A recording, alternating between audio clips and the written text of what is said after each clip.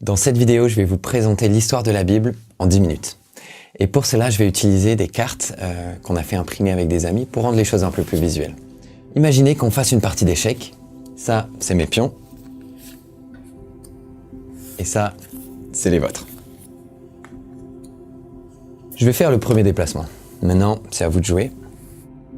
Imaginez maintenant que j'ai une excellente stratégie pour finir toute la partie d'échecs et faire échec et mat. Je vais faire ça, ça et ça. Je pense que là, vous allez dire, t'abuses un petit peu. Pourquoi? Parce qu'il y a des règles aux échecs. Et tout le monde sait que la règle de base, c'est qu'on joue chacun son tour. Je fais un déplacement, vous faites un déplacement. Avec Dieu, c'est pareil. Dieu a fait son premier déplacement. Il a créé le monde, il nous a créé chacun d'entre nous unique. Et c'était à nous de jouer. Et le déplacement qu'on a fait, c'est qu'on a désobéi à Dieu, on a péché. Dieu a vu ce déplacement, il a vu que c'était pas un bon déplacement, mais il a dit maintenant c'est à moi de jouer, et moi je vais aussi faire un déplacement. Je vais envoyer mon fils Jésus pour payer le prix de leur péché. Aujourd'hui, il y a des gens qui attendent toute leur vie et qui se disent si Dieu existe, il a qu'à se révéler à moi, il a qu'à me montrer. Mais ce qu'ils ne comprennent pas, c'est que Dieu, il a déjà fait son déplacement. Et Jésus sur la croix, il a dit tout est accompli. Maintenant, c'est à vous de jouer. Et ce déplacement, c'est la repentance. Et au moment où on va se repentir, Dieu va venir, il va nous donner un nouveau cœur. Et ensuite, au moment où on va être baptisé d'eau, il va venir et il va nous libérer du péché.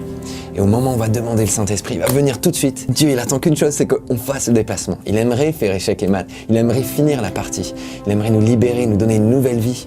Mais il attend que nous, on fasse un déplacement. Donc maintenant, je vais vous expliquer un peu plus comment tout a commencé. Au début, Dieu créa les cieux et la terre. Et il a créé un jardin parfait et magnifique. Et dans ce jardin, il y avait deux arbres particuliers. L'arbre de la vie éternelle et l'arbre de la connaissance du bien et du mal. Et puis Dieu a créé Adam et Ève. Et Adam et Ève et Dieu avaient une relation parfaite. Ils marchaient ensemble dans le jardin d'Éden. Et c'était parfait. Il n'y avait pas toutes ces guerres, toute cette haine, toute cette violence que l'on voit aujourd'hui. Dieu a dit à l'homme, tu peux profiter de tout ce jardin, de tout ce que j'ai créé pour toi. Mais il y a une chose que tu ne peux pas faire, c'est manger du fruit de l'arbre de la connaissance du bien et du mal. Et les gens demandent, mais pourquoi cet arbre était là dans le jardin d'Éden? S'il n'était pas là, ça aurait simplifié les choses. En fait, Dieu a voulu nous donner le choix. Parce qu'il nous aime, il a décidé de nous laisser libres. Et libre aussi de lui désobéir. Libre aussi de quitter sa présence. Et donc, vous connaissez l'histoire. Adam et Ève ont mangé du fruit interdit. À ce moment-là, le péché est entré dans l'humanité. Et l'homme est devenu fermé à Dieu. Adam et Ève ont eu des enfants, ils se sont multipliés, mais ces enfants se sont entretués. Et de génération en génération, les choses sont devenues de pire en pire. La jalousie, la haine, la violence, des meurtres, des guerres. Et on en arrive au monde d'aujourd'hui. Il suffit d'allumer la télé pour se rendre compte combien le monde souffre. Et il y a des gens qui peuvent se dire « mais moi je peux pas croire en un Dieu qui permette toute cette souffrance et que tous ces gens meurent ». Mais en fait la Bible est très claire et a annoncé toutes ces choses. Et en fait la cause de cette souffrance, c'est notre désobéissance envers Dieu. Aujourd'hui, on est fermé à Dieu. On est privé de sa gloire. Et ça c'est parce que le péché est entré dans l'humanité. Mais malgré tout, il y a beaucoup de gens qui sont aveugles et qui ne se rendent pas compte de ça. Et ils peuvent avoir tendance à se comparer les uns aux autres. Et on va se dire, mais oui, c'est vrai que j'ai menti, mais regarde celui-là, il a volé. Et celui qui a volé va se dire, oui, c'est vrai, mais regarde, lui, il a trompé sa femme. Et lui va se dire, oui, c'est vrai, mais lui, il a tué quelqu'un. Et c'est facile de trouver quelqu'un qui a fait pire que nous, on va toujours trouver quelqu'un de pire. Mais le problème, c'est qu'on utilise un standard humain. Mais le seul standard qui compte, c'est celui-là. C'est celui de Dieu. Et lui, il est parfait, il est saint, il est juste. La Bible dit, tu ne tueras point. Mais Jésus a dit, si tu haïs quelqu'un dans ton cœur, c'est comme si tu avais tué cette personne dans ton cœur. La Bible dit, tu n'auras pas de relation sexuelle en dehors du mariage. Mais Jésus a dit, si tu convoites quelqu'un de tes yeux, c'est comme si tu avais eu cette relation sexuelle dans ton cœur.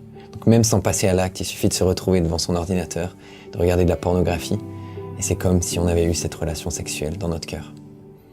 Maintenant, imaginez que vous vous retrouviez devant un juge pour avoir grillé un feu rouge. Vous aurez beau dire, monsieur le juge, vous voyez pas tous ces feux verts que j'ai passés tout au long de ma vie, toutes ces années? Mais il n'en aura rien à faire. Si vous êtes devant lui, c'est parce que vous êtes coupable d'avoir grillé ce feu rouge. La Bible aussi est très claire. Elle dit que si on a brisé une de ses lois, c'est comme si on était coupable de toutes. Dieu aurait pu tous nous envoyer en enfer et toujours être un Dieu juste et bon. Mais au lieu de ça, il avait un autre plan. Il a décidé de faire son déplacement. Souvenez-vous du jeu d'échecs. Il a envoyé son fils Jésus pour payer le prix de notre péché. Et Jésus est né 100% homme, 100% Dieu. Et il a grandi. Et ça a été le seul à n'avoir jamais péché une seule fois. À l'âge de 30 ans, il a été baptisé en immersion complète. Et quand il est sorti de l'eau, il a reçu le Saint-Esprit. Et à ce moment-là, il est allé parmi les gens et il a guéri les malades. Il a chassé les démons. Il a ressuscité les morts. Et il a annoncé: repentez-vous, le royaume de Dieu est proche. 3 ans plus tard, le seul qui n'avait pas péché une seule fois, c'est celui qui a payé le prix le plus cher. Il a été torturé, il a été mis sur cette croix. Et il est mort.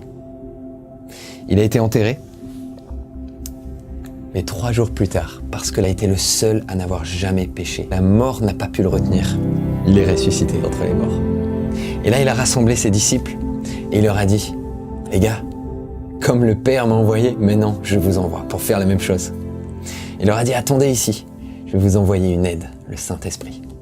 Et Jésus est rentré à la droite du Père. Dieu a fait son déplacement. Il a envoyé son Fils Jésus pour qu'au travers de lui, on puisse être réconcilié avec Dieu. Maintenant, c'est à nous de jouer. Alors quel est ce déplacement qu'il faut qu'on fasse? Quel est ce premier pas qu'on doit faire vers Dieu? Ce premier pas, c'est la repentance.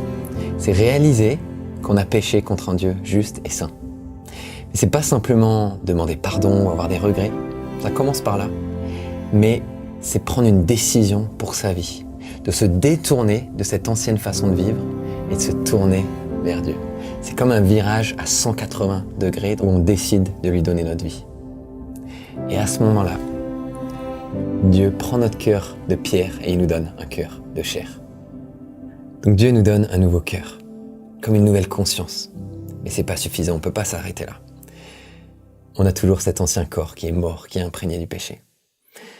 Dieu dit que celui qui pêche devient esclave du péché. Donc même avec un nouveau cœur, on veut faire les choses qui sont bonnes selon Dieu, mais on va essayer toutes nos forces et on va retomber, toujours dans les mêmes choses. C'est là que le baptême intervient. Ce corps qui est mort, il faut l'enterrer. Et c'est ce que Paul nous parle dans Romains chapitre 6. On meurt avec Christ dans les eaux du baptême et on ressuscite avec lui. Et là, on est lavé de nos péchés.